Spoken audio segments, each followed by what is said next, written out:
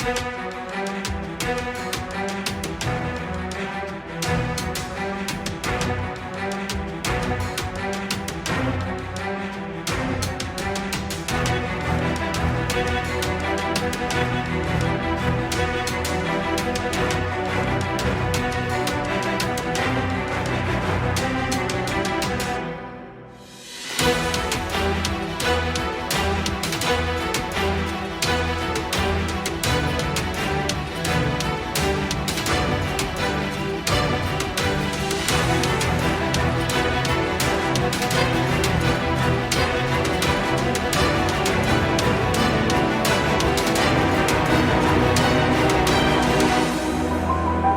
April रोजी महाराष्ट्रामध्ये 7 राज्यसभेचे खासदार निवृत्त होणार आहे, ज्यात शरद पवारांच्या नावाचा सुद्धा समावेश आहे.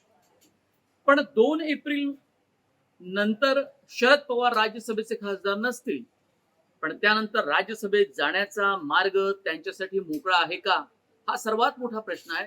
कारण 2020 मध्ये 7 जागांसाठी ज्यावेळी निवडणुका झाल्या होत्या, त्यावेळी महाविकास आघाडीची ताकद राज्यामध्ये खूप मोठी होती आणि तुलनेनं 2026 मध्ये महाविकास आघाडी आमदारांच्या बळानुसार दुबळी ठरलेली आहे.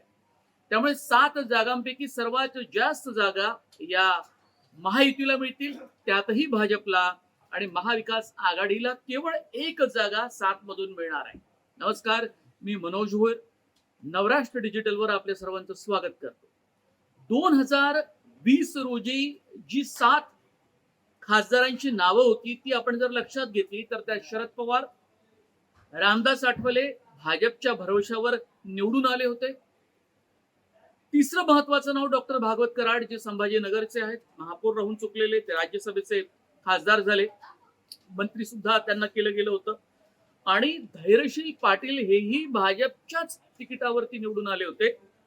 आणि रजनी पाटील या मराठवाड्यातल्या आणि काँग्रेसच्या उमेदवार होत्या राज्यसभेच्या, आणि प्रियंका चतुर्वेदी यांचं नाव सुद्धा त्यावेळी होतं. आणि त्यावेळी सगळे चक्रावून गेले होते की प्रियंका चतुर्वेदी या काँग्रेसमधनं शिवसेनेत, म्हणजे त्यावेळी एकत्रित शिवसेनेमध्ये येऊन फार कमी काळ लोटला, पण आदित्य ठाकरेंच्या आग्रहामुळे त्यांना राज्यसभेचं खासदार पद बहाल करण्यात आलेलं होतं.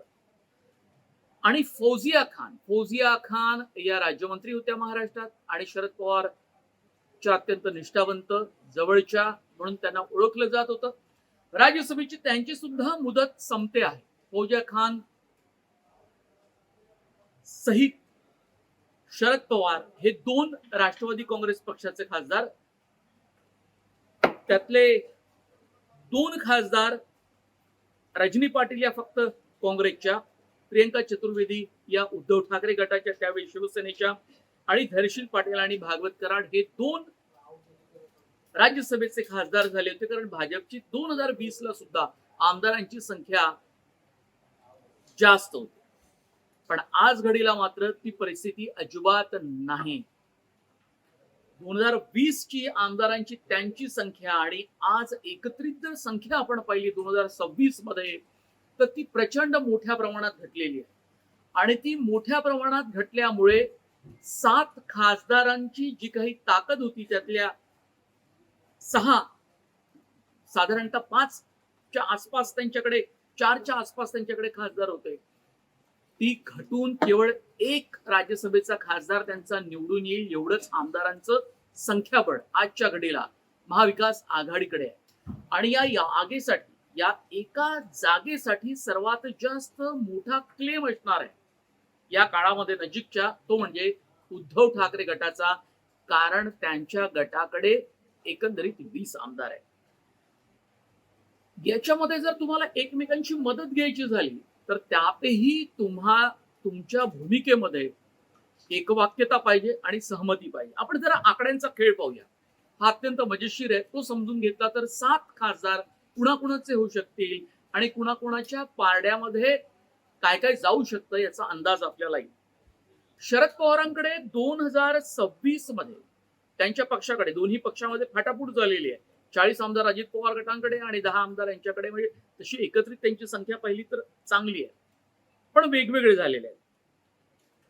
तुम्ही जर शिवसेनेकडे 57 खासदार आहेत, पण ते आहे शिंदे सेनेकडे.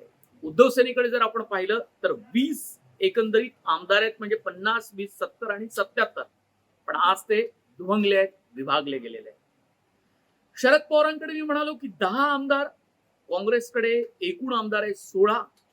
काँग्रेस फुटली नाही आणि फार काही त्यांचे नेते दुसरीकडे गेले नाहीत. उद्धव ठाकरे यांच्याकडे 20 आमदार आहेत. 16, 10 आणि 20 ची बेरीज होते एकंदरीत 46. आणि 2 आमदार शेकाप आणि माकप असे जर जोडले गेले तर 48.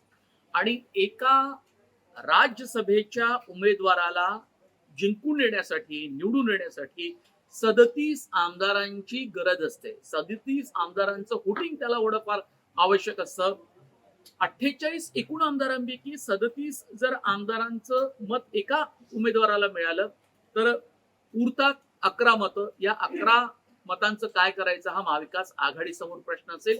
आणि त्यातही आपण समाजवादी पक्ष आणखी एखाद्या अपक्ष आमदारांची जर जोड दिली तरी सुद्धा दुसरा उमेदवार मात्र निवडून येऊ शकत नाही.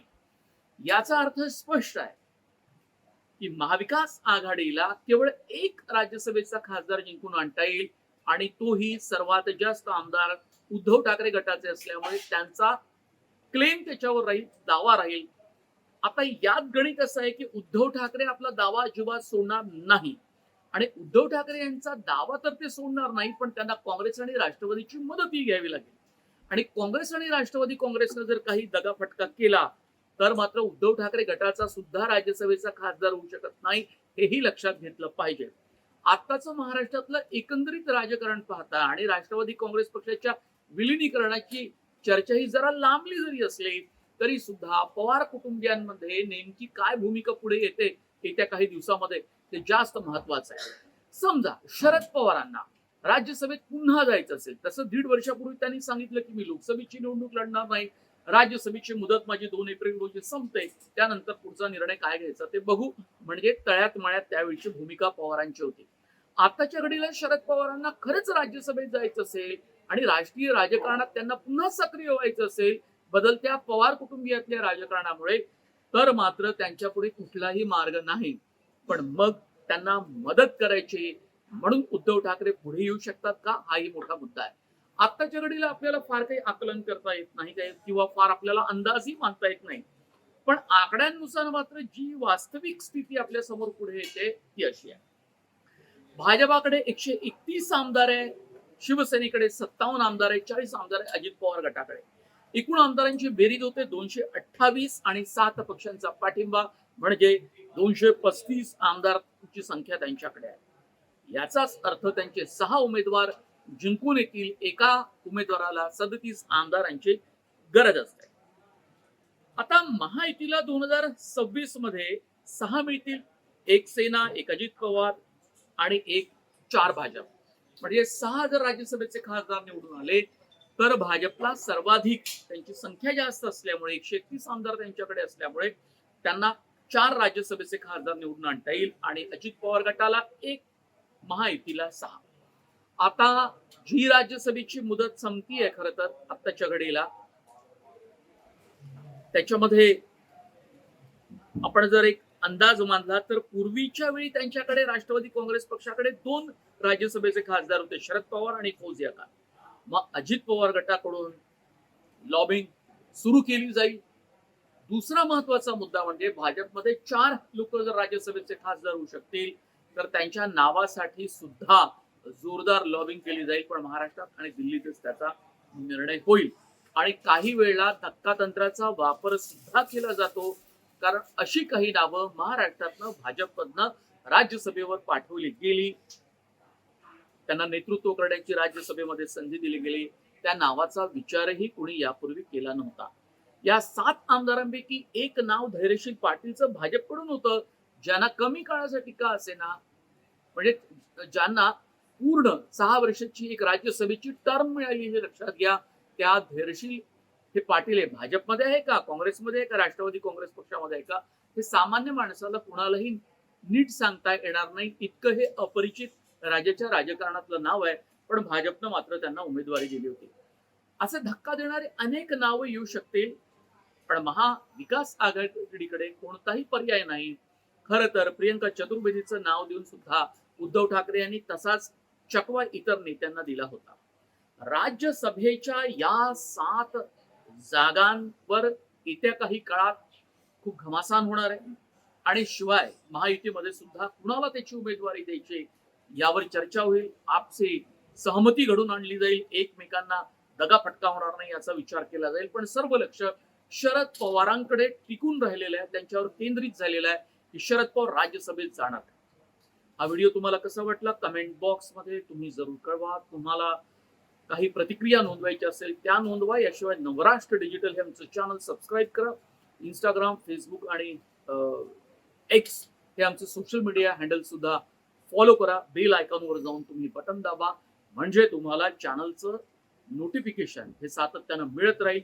तुम्हाला व्हिडिओ सुद्धा पाहायला मिळतील. खूप धन्यवाद. नमस्कार.